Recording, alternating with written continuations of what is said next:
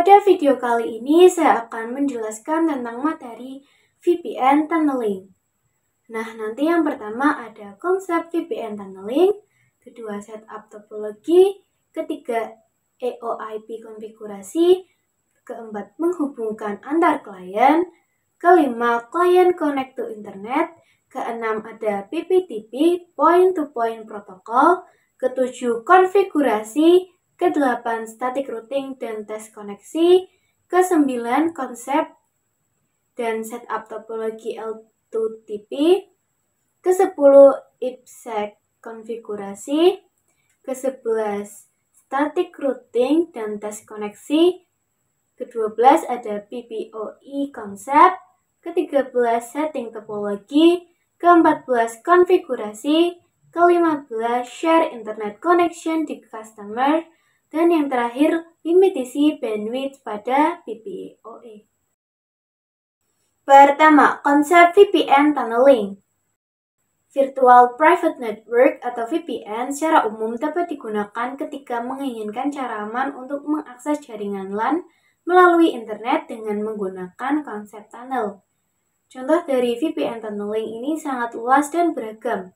Kita bisa ambil contoh sederhananya.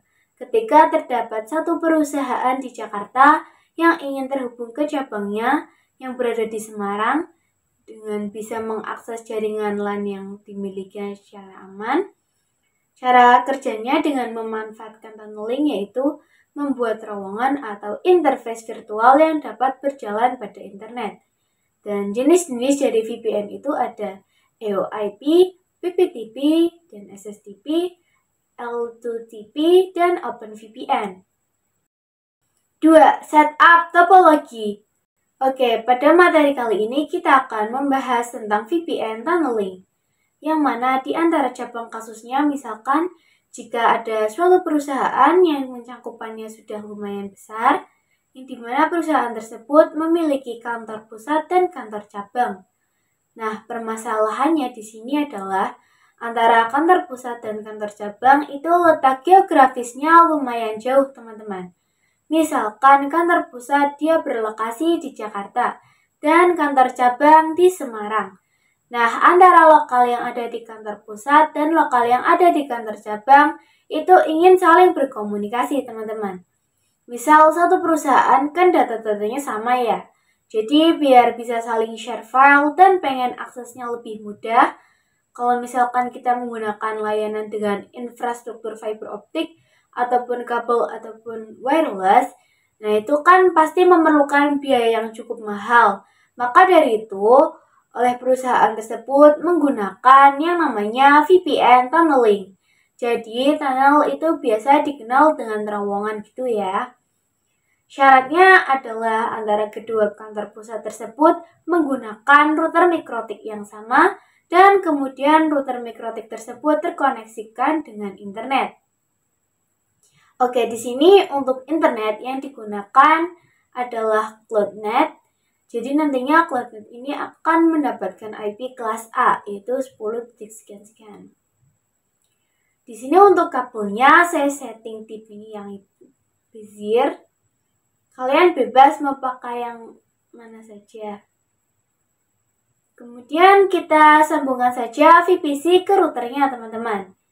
Di sini saya ingin mikrotik 1 terhubung dengan VPC 1 dan mikrotik 2 terhubung dengan VPC 2.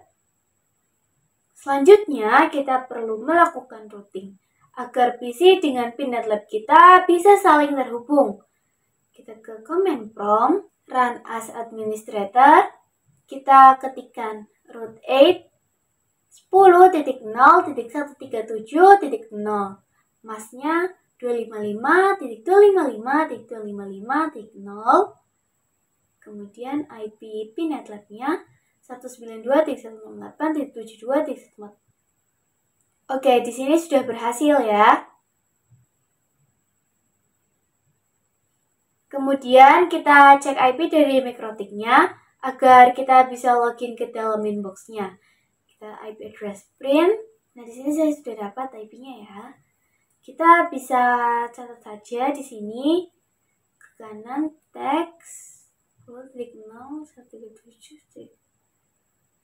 Selanjutnya kita cek juga yang MikroTik 2, IP address print. Nah, sudah dapat juga. Kita catat 10.0.7. Oke, sudah semua. Kemudian langsung saja kita buka aplikasi Winbox-nya. Kita run administrator. Di sini kita bisa login saja ke MikroTik 1-nya menggunakan IP yang tadi sudah kita dapatkan. Lalu kita juga login ke MikroTik 2-nya. Kita buka aplikasi Winbox, run administrator juga.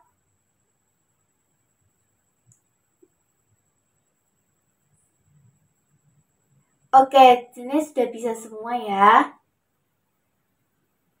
Di sini kita ganti hostname-nya. Kita ke sistem identity. Namanya saya akan ganti menjadi R-pusat. Lalu pada MikroTik 2 kita ganti sistem identity. Saya akan memberi nama R-cabang. Oke. Kemudian kita ganti juga di sini. Saya akan sesuaikan saja. Saya akan edit.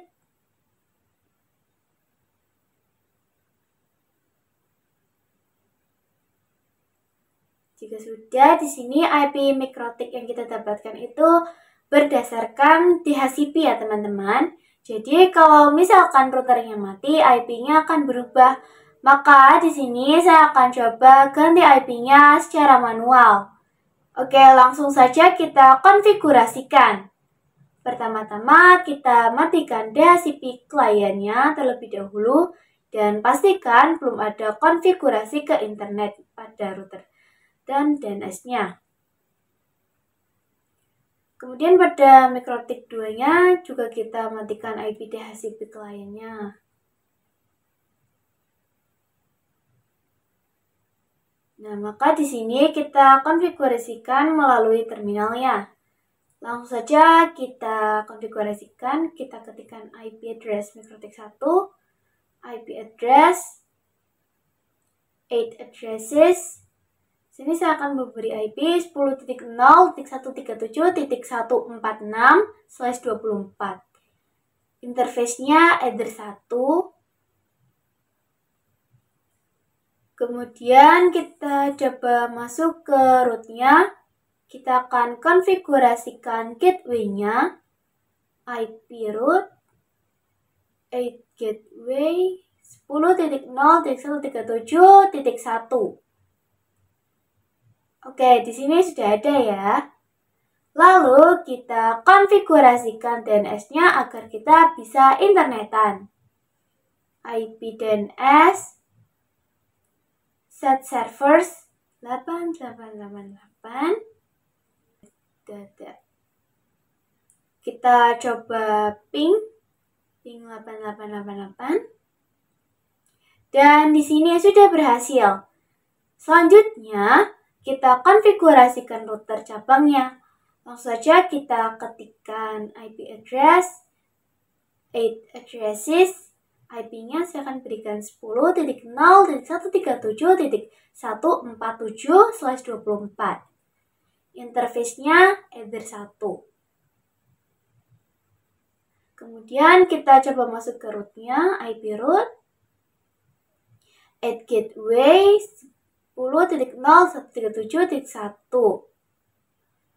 Kita cek. Oke. Lalu kita konfigurasikan DNS-nya agar kita bisa internetan. Set servers 8888. Oke, sudah ada. Kita ping, coba ping. Ping 8888. Oke, berhasil ya. Dan jika kita ping google.com, maka di sini juga sudah berhasil. Selanjutnya, jika kita coba konekkan lagi ke Winbox, kita ganti IP-nya ke IP yang sudah kita konfigurasikan tadi, yaitu pada MikroTik 1 10.0.137.146. Di sini sudah bisa ya. Kita coba yang satunya lagi. Pada mikrotik 2, IP-nya yaitu 10.0.1.7.147. Dan di sini juga kita sudah berhasil masuk ke dalam inbox. 3. EOIP konfigurasi. Oke, kali ini kita lanjut ke materi EOIP. EOIP merupakan salah satu dari jenis VPN tunneling.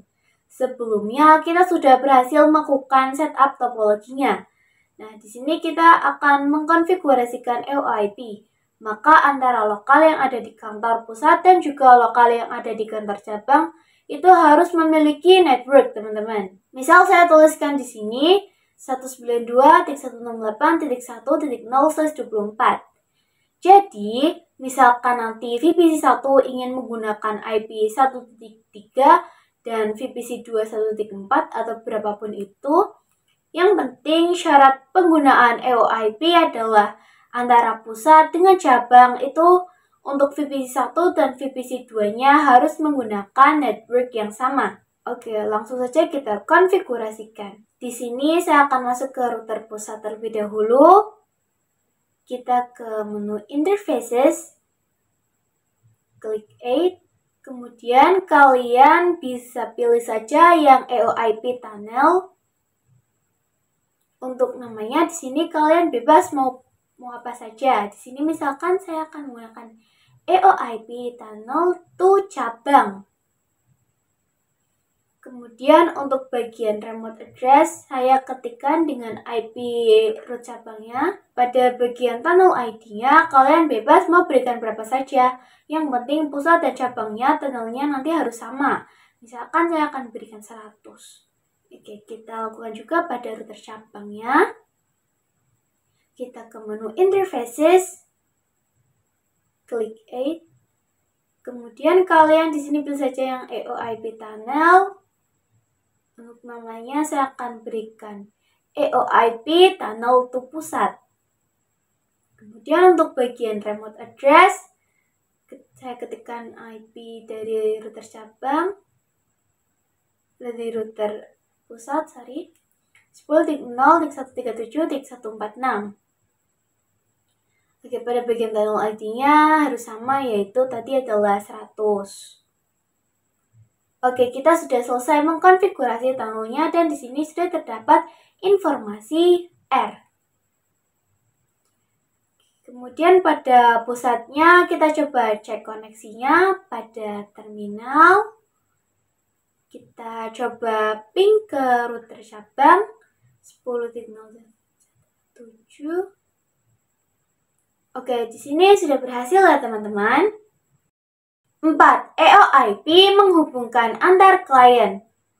Oke, di sini kita akan menghubungkan antar kliennya menggunakan bridge. Saya akan nyalakan dulu VPC-VPC-nya. Oke, langsung saja kita bisa ke Winbox. Pada router pusatnya, kita bisa ke bridge, klik Add. Di sini untuk namanya, misalkan saya akan menggunakan bridge for EOIP. Oke. Kemudian pada bagian portnya, di sini kita tambahkan interface Ether 2 terlebih dahulu. Kita tambahkan. Kemudian kita tambahkan lagi yang interfaces tunnelnya. Tambahkan Selanjutnya lakukan juga pada router cabangnya. Klik bridge, kemudian kita tambahkan. Di sini untuk namanya misalkan bridge for EOIP, sama tidak apa-apa ya. Kemudian pada bagian portnya, di sini kita tambahkan interfaces Ether 2 terlebih dahulu. Kemudian kita tambahkan lagi yang interfaces tunnelnya. Selanjutnya, kita konfigurasikan IP VPC-VPC-nya. Kemudian kita langsung saja konfigurasikan pada VPC 1 terlebih dahulu. Di sini kita ketikkan IP 192.168.1.6/24. Untuk gateway-nya kita tidak usah pakai terlebih dahulu karena EOIP ini tidak memerlukan gateway teman-teman. Lalu kita cek show IP. Oke, di sini sudah ada. Selanjutnya lakukan hal yang sama pada VPC 2-nya. Pada VPC 2 kita ketikkan IP-nya IP 192.168.1.7/24. Kemudian kita cek apakah sudah bisa saling berkomunikasi VPC-nya. Di sini kita coba ping ke router pusat. Oke, di sini sudah berhasil ya. 5. EOIP Client Connect to Internet. Oke, selanjutnya kita akan membuat VPC-VPC-nya bisa internetan. Langsung saja kita masuk ke router pusat terlebih dahulu. Di sini kita akan menambahkan IP untuk bridge-nya teman-teman. Kita bisa klik IP, kemudian addresses. Di sini kita tambahkan IP-nya, yaitu 192.168.1.1/24. Interface-nya kita pilih yang bridge. Kemudian kita pastikan pada VPC 1 sudah bisa ping gateway-nya. Ping 192.168.1.1. Oke, sudah bisa ya. Selanjutnya kita lakukan juga pada router cabangnya. Kita bisa klik IP addresses. Di sini kita tambahkan IP-nya. Kita berikan 192.168.1.2/24. Interface-nya kita pilih yang bridge. Kemudian kita pastikan VPC 2 sudah bisa ping gateway. Ping 192.168.1.2. Oke, dan di sini juga sudah bisa. Nah, di sini yang belum kita setting adalah akses ke internetnya. Oke, langsung saja pada router pusatnya. Kita ke IP, firewall, NAT, klik 8. Di sini untuk bagian chain-nya kita pilih SSH NAT. Out interface-nya gunakan Ether 1. Option-nya kita pilih yang Masquerade. Selanjutnya pada router cabang, kita ke IP, firewall NAT, klik 8. Di sini chain-nya pakai SSH NAT. Out interface-nya Ether 1. Kemudian action-nya yang Masquerade. Jika sudah pada VPC 1-nya, kita cek show IP.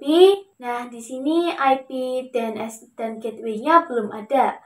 Kita konfigurasikan saja IP 192.168.1.6/24. Kemudian gateway-nya 192.168.1.1/24.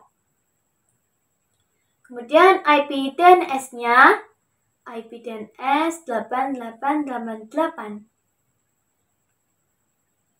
Langsung saja kita coba ping 8888.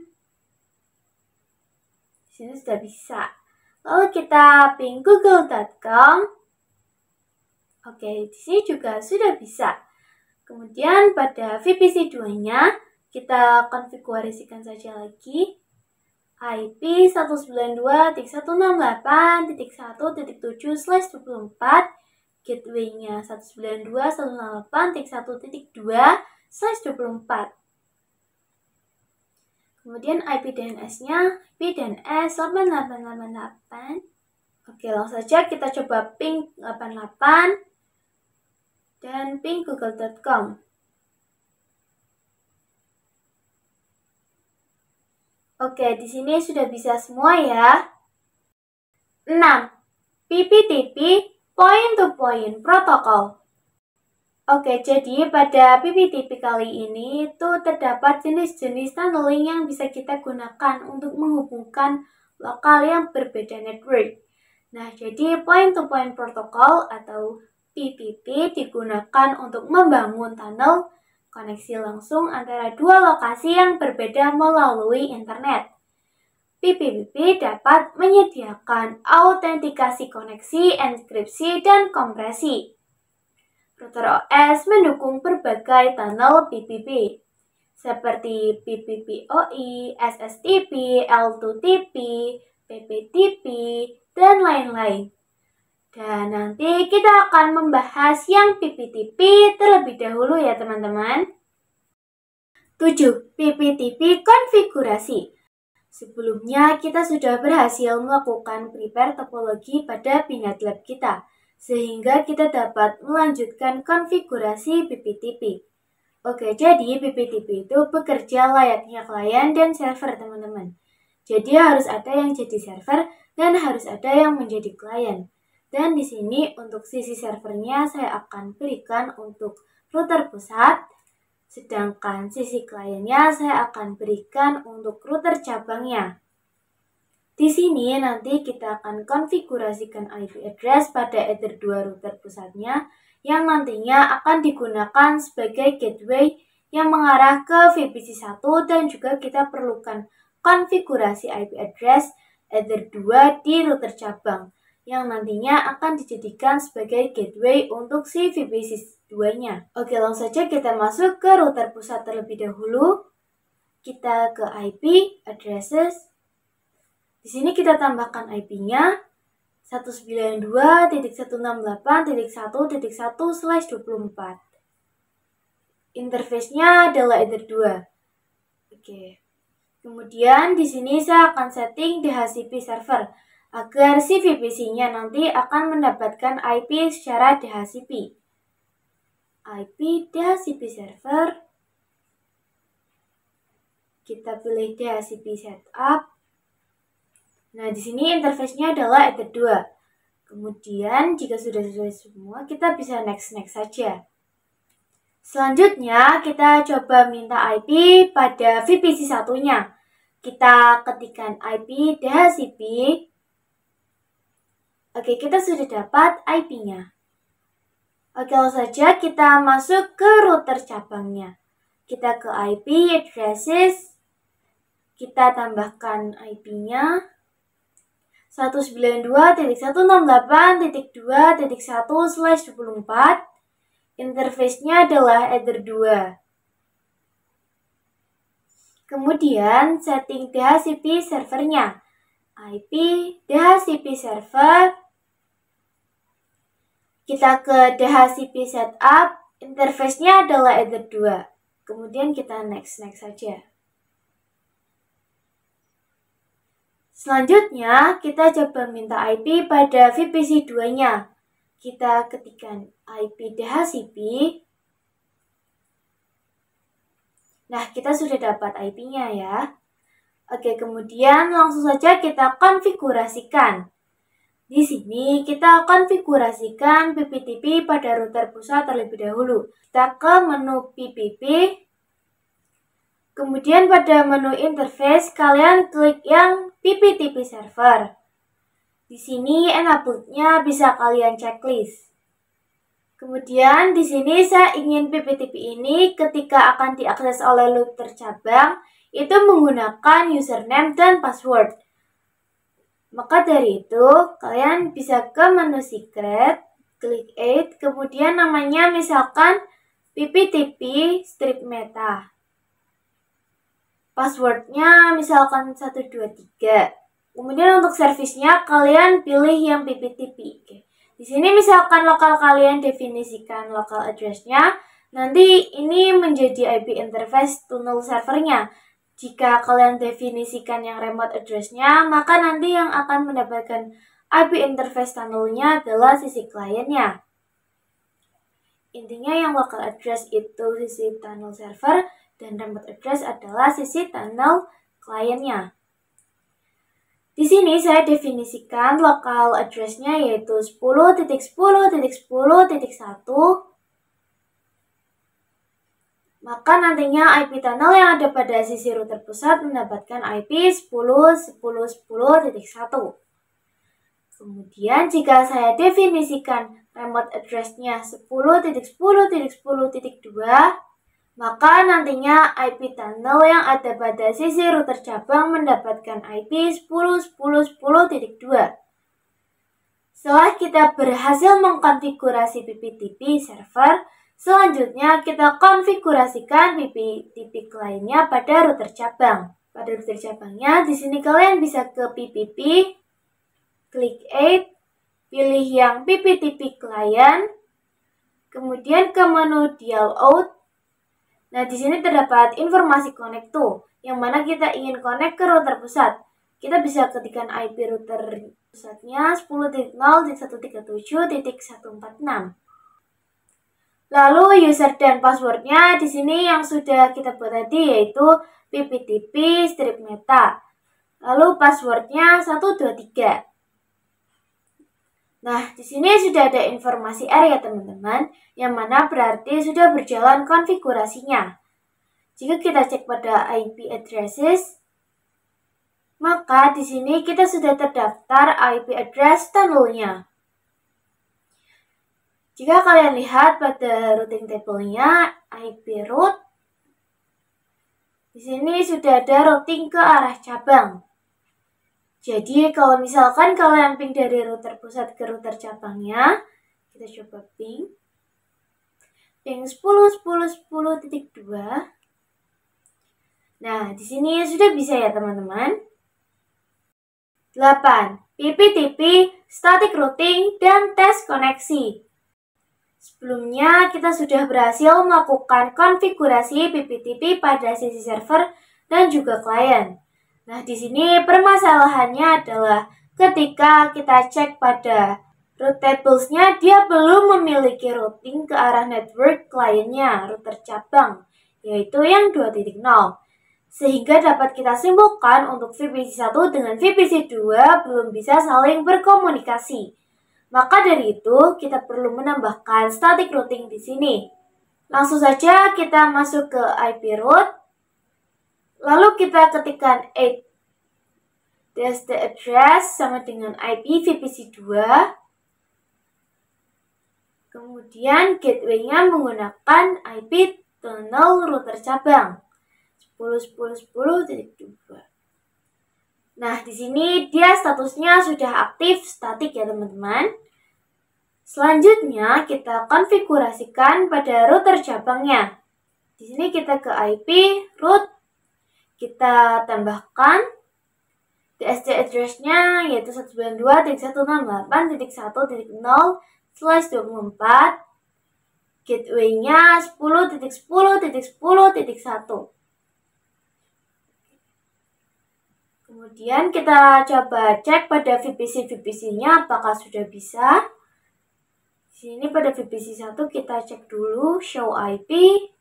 Kemudian kita ping ke IP VPC 2-nya.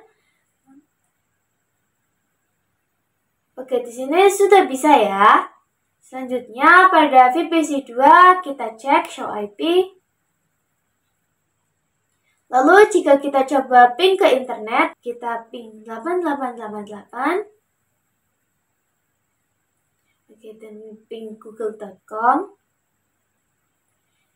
Dan di keduanya sudah bisa ping, karena pada video sebelumnya kita sudah mengkonfigurasi firewall NAT-nya. 9. L2TP, konsep dan setup topologi. Oke, kali ini kita akan membahas L2TP. Jadi, L2TP adalah salah satu service VPN yang terdapat di MikroTik, yaitu L2TP, Layer 2 Tunneling Protocol, di mana L2TP merupakan pengembangan dari PPTP ditambah L2F, Network Security Protocol, dan enkripsi yang digunakan untuk autentikasi sama dengan PPTP. Akan tetapi, untuk melakukan komunikasi L2TP, kita bisa menggunakan UDP port 1701. Biasanya untuk keamanan yang lebih baik, L2TP dikombinasikan dengan IPsec menjadi L2TP plus IPsec. Oke, langsung saja kita implementasikan. Sebelum itu, kita akan melakukan pembersihan konfigurasi terlebih dahulu, yang mana kita akan menghapus konfigurasi PPTP sebelumnya. Pada router pusat kita lakukan terlebih dahulu. Di sini kita ke IP addresses. Pada bagian yang PPTP kita hapus saja. Lalu kita ke PPP.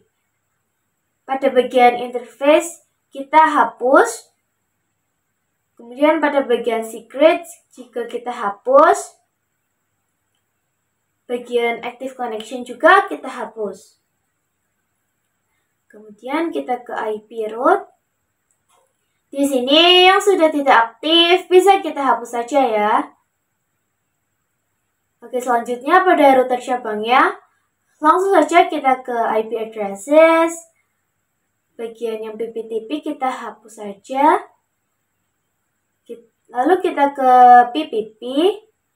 Pada bagian interface kita hapus. Lalu pada IP root, di sini root table-nya juga yang sudah kita tidak gunakan lagi kita hapus saja. 10. L2TP IPsec konfigurasi. Kali ini kita akan melanjutkan materi yang sebelumnya. Nah, jadi agar L2TP terlihat lebih secure, itu biasanya disandingkan dengan IPsec, teman-teman. Jadi nantinya kita akan konfigurasikan L2TP dan IPsec sekaligus. Oke, langsung saja kita implementasikan.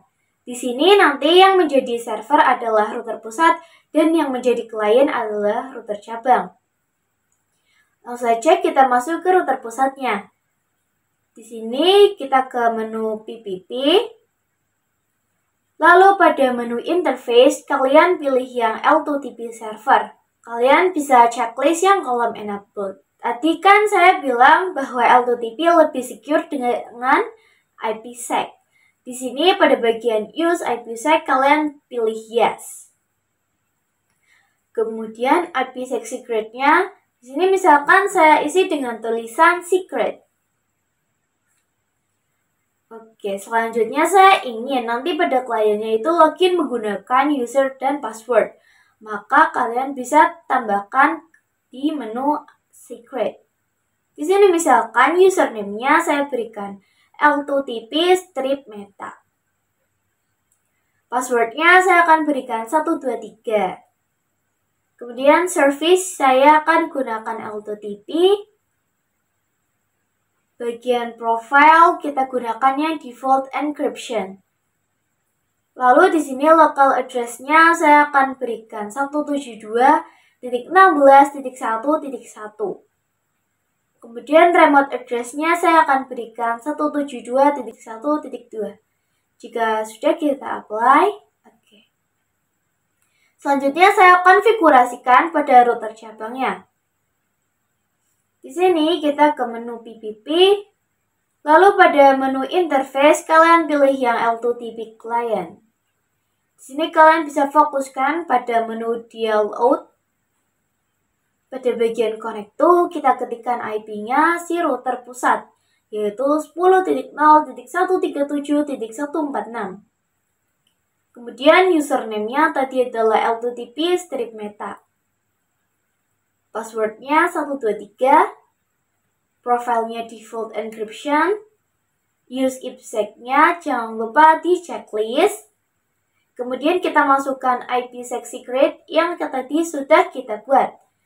Jika sudah kita apply, oke. Kemudian kita cek pada IP addresses-nya. Nah, di sini sudah terdapat IP-nya ya. Lalu, jika kita cek menu Active Connections, apakah sudah terhubung dengan kliennya? Oke, di sini sudah ada ya teman-teman, sudah terhubung. Lalu, jika kita cek IP addresses-nya, nah di sini juga sudah ada teman-teman. Oke, selanjutnya kita lakukan percobaan pada terminalnya. Kita coba cek ping dari router pusat ke router cabang. Kita ping ke IP tunnelnya, ping 172.16.1.2. Oke, di sini sudah berhasil. Selanjutnya kita coba cek pada router cabangnya. Kita ping ke ping 172.16.1.1. Dan di sini sudah berhasil ya teman-teman. 11. L2TP static routing dan text koneksi. Oke, kali ini kita lanjutkan di mana di sini pada root table-nya itu dia belum memiliki routing table ke lokal lawannya. Jadi misal VPC 1 ingin berkomunikasi dengan VPC 2 yang lokalnya berbeda, maka dia belum bisa karena di routing table-nya belum terdaftar. Maka dari itu kita bisa langsung saja konfigurasikan di sini. DSD address-nya adalah 192.168.1.0/24. Gateway-nya 172.16.1.2. Jika sudah kita apply. Oke, di sini informasinya sudah aktif statik ya teman-teman. Kemudian pada router cabangnya kita masuk ke IP root. Di sini kita tambahkan DSD address-nya 192.168.1.0/24. Untuk gateway-nya, IP tunnel-nya router pusat berarti 172.168.1.1. Kita apply. Dan di sini sudah berhasil semua ya. Selanjutnya kita lakukan pengujian pada setiap lokalnya. Pada VPC 1 kita request IP DHCP-nya terlebih dahulu. Oke, kita sudah dapat IP-nya. Lalu lakukan juga pada VPC 2-nya. Kita IP DHCP. Kemudian kita ping ke VPC 1-nya apakah sudah bisa. Dan di sini sudah berhasil ya. Kemudian jika kita lihat trace-nya atau jalur yang dilewati, trace 192.168.1. Oke, nah jadi kalau VPC 2 lewat ke VPC 1, maka dia lewat interface router cabang, baru nanti dia lewat ke gateway-nya, interface tunnel, si router pusat, dan baru ke kliennya. Dan jika kita coba ping dari router pusat ke network router cabang, kita ping 192.168.2. Dan di sini juga sudah berhasil. 12 PPPoE konsep. Oke, kali ini kita akan membahas PPPoE, Point to Point Protocol over Ethernet, merupakan jenis protokol tunnel layer 2 yang digunakan untuk mengontrol akses ke jaringan. Salah satu jenis protokol tunnel yang banyak digunakan di ISP, karena dapat dengan mudah melakukan manajemen banyak klien tanpa menggunakan IP public.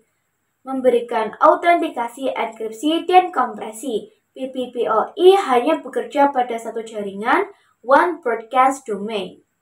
Kita lanjut pada materi selanjutnya. 13. PPPoE setting topologi. Oke, di sini kita akan menyeting topologinya. Di sini saya membuat topologi baru ya. Oh iya, pada kedua routernya, di sini saya menggunakan IP statik sama seperti sebelumnya ya, itu 146 dan juga 147.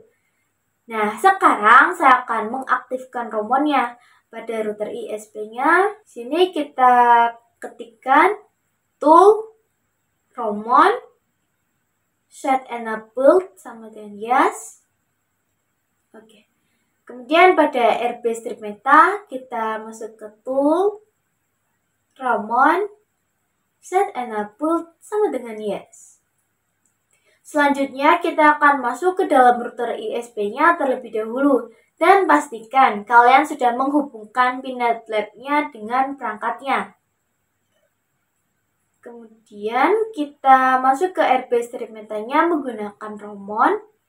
Kita klik new inbox, connect to romon, pilih yang RB strip connect. Oke, kita sudah bisa masuk ke dalam RB strip meta teman-teman. 14. PPPoE konfigurasi. Oke, sekarang kita akan melakukan konfigurasi PPPoE. Langsung saja kita konfigurasikan mulai dari PPPoE-nya server terlebih dahulu. Kita masuk ke router ISP-nya. Di sini kalian bisa klik yang PPP. Kemudian ke menu PPPoE server, klik Add. Di sini kalian kasih nama, misalkan saya menggunakan service PPPoE strip meta. Interface-nya gunakan yang Ether 2. Dan di sini saya ingin memberikan username dan passwordnya. Maka kita bisa ke menu secrets. Kita tambahkan. Di sini misalkan saya kasih nama PPPoE strip meta. Passwordnya misalkan 123. Servisnya bisa kita definisikan yang PPPoE. Lalu pada bagian local address misalkan 192.168.1.1. Dan remote address-nya misalkan saya akan berikan 192.168.1.2. Selanjutnya kita lakukan juga pada kliennya. Di sini kalian ke menu PPP. Pada bagian interfaces, kalian pilih yang PPoE client. Kemudian kalian bisa ke menu dial out. Di sini servisnya bisa kita kosongkan saja. Untuk username-nya saya akan berikan nama PPoE strip meta seperti yang tadi. Kemudian passwordnya 123. Dan di sini kalian jangan lupa menceklis use DNS dan add default route agar nantinya router meta otomatis sudah bisa internetan. Oke, di sini sudah terdapat R ya teman-teman, atau running. Kemudian jika kita coba cek pada router ISP-nya, di sini sudah terdaftar pada active connection ya teman-teman. Dan jika kita cek pada IP addresses-nya, di sini sudah terdapat IP otomatis. Selanjutnya kita coba cek koneksi dari router klien ke servernya. Kita ke terminal. Kita coba ping 192.168.1.1 dan di sini sudah berhasil ya. 15 PPoE share internet connection di custom. Kita lanjutkan materi sebelumnya. Jika di sini kita coba cek koneksi dari router meta menuju ke internet, kita coba ping 8888. Nah, maka di sini sudah bisa ya. Selanjutnya kita akan mencoba mengkonfigurasikan IP DNS dan gateway pada VPC-VPC-nya. Sebelum itu kita definisikan terlebih dahulu pada router metanya. Di sini saya akan gunakan network bridge. Kita tambahkan, misalkan di sini namanya bridge strip for strip PPoE. Apply. Kemudian kita ke menu ports-nya. Kita tambahkan, kita pilih yang Ether 2, apply. Lalu kita tambahkan lagi, kita pilih yang Ether 3, apply. Oke, langsung saja kita konfigurasikan IP address yang mengarah ke jaringan lokalnya. Kita ke IP addresses. Kita tambahkan IP-nya. Misalkan di sini saya akan berikan 10.10.10.1/24. Kemudian interface-nya kalian pilih yang bridge. Kemudian kita konfigurasikan IP DHCP server agar VPC-VPC-nya nanti bisa mendapatkan IP secara otomatis. Kita ke IP DHCP server, kita pilih yang DHCP setup. Interface-nya kalian bisa pilih yang bridge. Kemudian untuk yang lainnya bisa kalian next saja. Selanjutnya kita cek apakah VPC-nya sudah bisa mendapatkan IP-nya. Kita cek IP DHCP. Oke, di sini kita sudah mendapatkan IP-nya ya. Kemudian kita coba pada VPC 2, kita IP DHCP. Dan di sini juga kita sudah berhasil mendapatkan IP-nya. Nah, di sini kalau misalkan kita ingin VPC-VPC-nya bisa internetan, kita bisa setting NAT-nya pada klien. Kita ke IP firewall NAT. Kita tambahkan. Di sini out interface-nya kalian bisa gunakan yang PPPoE. Lalu pada bagian action-nya kita gunakan yang masquerade. Kita apply, oke. Kemudian kita coba cek lagi pada VPC-nya. Kita coba show IP. Di Di sini dia gateway-nya menggunakan 10.1 ya teman-teman. Kita coba ping saja, ping 8888. Dan di sini sudah berhasil. Nah, kalau misalkan kita lihat trace route-nya, kita coba lihat trace 8888. Nah, untuk VPC1 kalau ingin internetan, dia pertama ke gateway-nya terlebih dahulu. Kemudian dia pergi pada interface PPOE dan seterusnya. Dan kemudian jika kita coba ping ke google.com, oke, di sini juga sudah berhasil ya. 16. PPPoE limitasi bandwidth pada PPPoE. Oke, pada materi kali ini kita akan membahas limitasi bandwidth pada PPPoE. Langsung saja kalian bisa buka router kliennya. Di sini kalian coba cek dulu pada PPP-nya. Dan di sini PPOE-nya sudah aktif ya teman-teman, sudah dapat running. Di sini saya akan menambahkan satu perangkat Linux desktop. Saya matikan dulu VPC-VPC-nya agar tidak berat nantinya. Oke, kita coba tambahkan. Klik kanan, kita pilih yang .ger.io. Image-nya kita gunakan yang Linux Ubuntu desktop. Kemudian untuk bagian IP-nya kita pilih yang statik saja. Kita tuliskan 10.10.10.251/24. Lalu untuk bagian default root-nya, ini kita isikan IP dari router kliennya sebagai gateway 10.10.10.1. Kemudian DNS-nya kita ketikkan 8888. Selanjutnya pada primary console-nya kita pilih yang RDP. Jika sudah, kalian bisa save saja. Nah, di sini saya akan hubungkan router Meta dengan Linux-nya. Kemudian kita ke router Meta, pada bagian bridge port-nya kita tambahkan lagi. Kita tambahkan yang Ether 4 yang mengarah ke Ubuntu-nya. Setelah itu kita lakukan konfigurasi limitasi bandwidth-nya pada menu PPP, lalu ke menu profiles. Di sini kalian bisa edit pada menu yang default yang pertama ini. Lalu di sini kalian bisa ke limits. Pada bagian rate limit kalian bisa limitasi. Misalkan jaringan router klien ini dia bisa internetan dengan limitasi 2 MB per 2 MB. Jadi jaringan yang di bawah naungan ini bisa internetan 2 MB untuk download dan juga upload. Selanjutnya di sini kita coba masuk ke Linux-nya. Kita coba ke terminal terlebih dahulu. Pada terminal kita coba ping 8888. Dan pastikan sudah bisa ping ya teman-teman.